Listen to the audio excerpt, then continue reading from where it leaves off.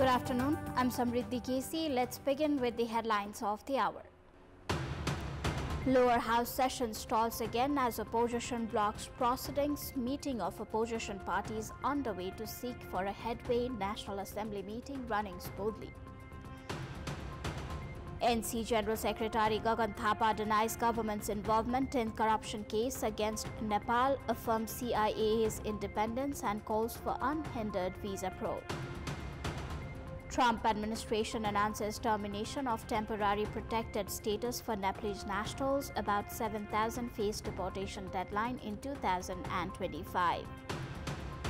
And Spain advances to UEFA Nations League final. Thrilling 5-4 victory over France sets up title clash with Portugal on Sunday. The meeting of the House of Representatives was scheduled for 1 p.m. today was obstructed once again due to continuous obstruction from the opposition parties. This marks yet another delay in parliamentary proceedings which have been repeatedly stalled in recent days. Nepali Congress General Secretary Gagan Kumar Thapa has clarified that the government has no involvement in the corruption case filed against former Prime Minister and Chairperson of Unified Socialist Madhav Kumar Nepal and 92 others. Speaking to the media at Biratnagar Airport, Thapa stated that the Commission for the Investigation of Abuse of Authority (CIAA) is a constitutional body, that it has independently taken the case to the court. He emphasized that it would be appropriate to comment on the sub judice matter, asserting that the court will ensure the guilty are punished and that the innocent are not wronged. Nepali Congress party विधिको शासनमा विश्वास गर्छ। अख्तियार दुरुपयोग अनुसन्धान आयोगले गरेको अनुसन्धानमा कहीं कतैबाट राज्यको कुनै निकायले पनि त्यसलाई प्रभावित गर्न पाउँदैन, हामी गर्न दिन्नौ। हाम्रो पार्टीको तर्फबाट पनि सम्पूर्ण रूपमा अनुसन्धानहरूलाई निष्पक्ष बनाउने कुराका सन्दर्भमा सचेततापूर्वक हाम्रो भूमिका निर्वाह हुन्छ। Commenting on the ongoing investigation into the visit visa case, Thapa said that since the CIAA is already conducting a probe, no other body should interfere. He added that his party is committed to ensuring the investigation proceedings without any external influence. Regarding constitutional amendments, Thapa mentioned that the ruling coalition parties are united on the issue and will soon form a committee to take the process forward. In a landmark development, the Commission for the Investigation of Abuse of Authority (CIAA) has filed a corruption case against former Prime Minister and Chairperson of the CPN Unified Socialist Madhav Kumar Nepal along with 92 others in connection with the controversial Patanjali land deal. The case was registered at the special court yesterday, marking the first instance of a corruption case being filed against a former Prime Minister since the Nepalese year of 2046. The CIAA has named former Law Minister Prem Bahadur Singh, former Minister for Land Reform Dambar Shrestha, former Chief Secretary Madhav Prasad Khemire and then Secretary for Land Reform Chabiraj Pant among the accused. The then head of Patanjali Yogpith and Ayurveda Company in Nepal, Saligram Singh, has also been listed as a defendant. Each of the accused, including former Prime Minister Nepal, has been charged with the loss of 185.85 million rupees. आज मिति 2082 साल जेठ महिनाको 22 गते हदबन्दी भन्दा बढी जग्गा खरिद बिक्री गर्न दिई सरकारी सार्वजनिक सम्पत्ति हिनामिना हानि नोक्सानी गरी भ्रष्टाचार गरेको आरोप सहित पूर्व प्रधानमन्त्री माधव कुमार नेपाल समेत 93 जनालाई प्रतिवादी बनाएर विशेष अदालतमा मुद्दा दायर गरेको छ। यसमा पतञ्जलि योगपीठ तथा आयुर्वेद कम्पनी नेपालले काभ्रे जिल्लाको नासिका स्थान सागा महेन्द्र ज्योतिमा कम्पनी सञ्चालनका लागि हदबन्दी भन्दा बढी जग्गा खरिद गरेको र उक्त जग्गा कम मूल्यमा खरिद गरेर बढी मूल्यमा बेचेको आरोप दाबी छ। यसमा प्रतिवादीहरू माधव कुमार नेपाल समेत तत्कालीन प्रधानमन्त्री माधव कुमार नेपाल समेत 93 जना हुनुहुन्छ। According to the charge sheet, Prime Minister Nepal allegedly issued directives facilitating the illegal approval for the Patanjali to both purchase land under the legal exemption and resell it to a housing company within 2 months, a move deemed unlawful by the CIAA.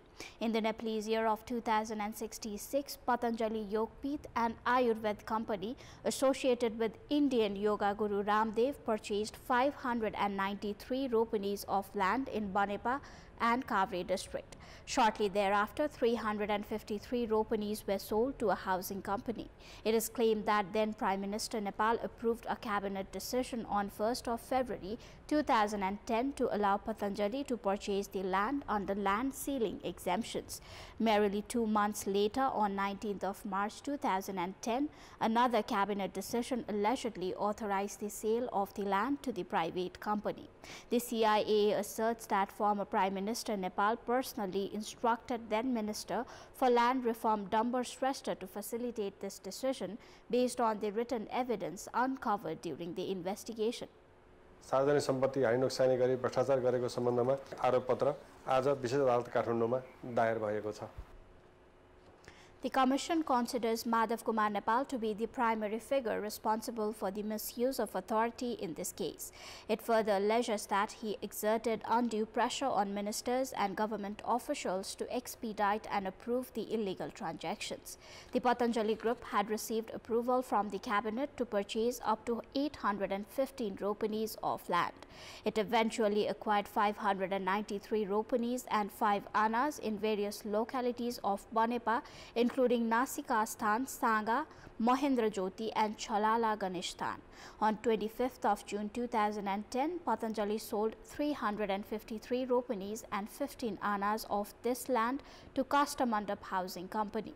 At the time of the cabinet decisions, Dambar Shrestha was serving as Minister for Land Reform, Madhav Khimire was the Chief Secretary and Chabiraj Pant was the Secretary for Land Reform.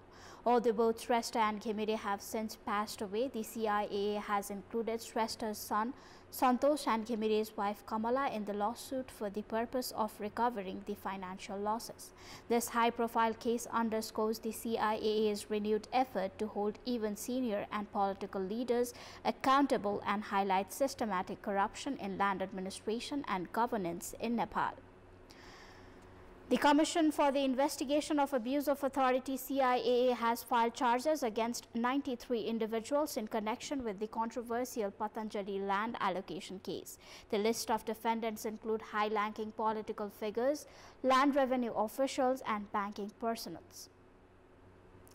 Among the prominent figures named as defendants are former Prime Minister Madhav Kumar Nepal, former Law Minister Prem Bahadur Singh, former Land Management Minister Dambar Shrestha and former Secretary Madhav Prasad Khimire. Also included are former Secretary of the Ministry of Land Reform and Management Chabiraj Pant, former Joint Secretaries Jeet Bahadur Thapa and Lalmani Joshi, and former Under Secretaries Kalanidhi Paudel, Gandhi Prasad Subedi and Bhupendra Mani K.C. The CIA has also charged several former officials from the Department of Land Reform and Management, including former Director General Kesar Bahadur Bania, former Under Secretary Rajaram Thapa, Section Officer Sitaram Pokhrel and Officer Buddhi Bahadur Karki. Officials from the Kavre Palanchok Land Revenue Office have been implicated as well. This includes former Land Revenue Officer Prem Bahadur Deshar, Officers Kedarnath Bhattrai and Mohan Ram Sharma, former Chief Land Revenue Officer Janardhan Guragai and other staff members including Ved Prasad Aryal, Shivahari Sharma Subedi, Binod Koirala, Tulamani Raj Bhandari, Krishna Prasad Sapkota and Hari Prasad Humagai. Additional charges have been filed against head of Guthi Sasthan branch office in Kavre Palanchok, Vaikuntha Prasad Regmi along with staff members and Madhav Prasad Humagai and Rajkumar Sigdel. All the defendants from the Kavre Land Revenue Office include Binod Koirala, Ram Krishna Khatri, Harisharan Shrestha, Ramkaji Shrestha and Badri Prasad Humagai. From the banking sector, 8 former employees of Sunrise Bank have been named: Junior Management Trainee Ashu Mainali, Deputy Manager Manoj Neupane, Senior Assistant Bikrant Koirala, Chief Manager Rabin Kumar Nepal, Assistant General Manager Asha Rana Adhikari, Risk Management Head Sanjay Kumar Siddhi, Compliance Officer Sunil Ratna Stapit and Deputy General Manager Balaram Bista. The indictment highlights serious allegations of abuse of authority and collusion across political, bureaucratic and financial institutions in the controversial land transfer. It is time for our segment Public Pulse, where you text us with your opinion. Public Pulse, brought to you by... The question is, what do you think of the case against former Prime Minister Madhav Kumar Nepal? Option A, court has the final say. Option B, could be a political move. Option C, need to dig further. And option D, prefer not to comment. Visit www.kantipurtv.com or www.ekantipur.com to share your opinion with us.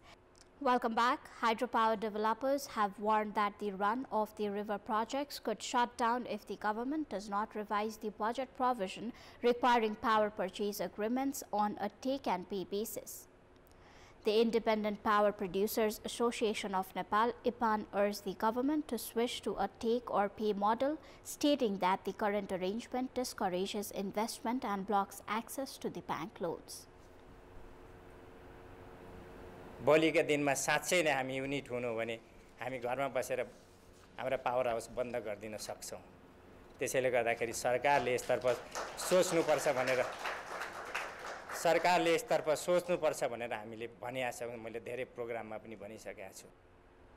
Developers said the take-and-pay model risks power not being purchased during the monsoon, undermining project viability.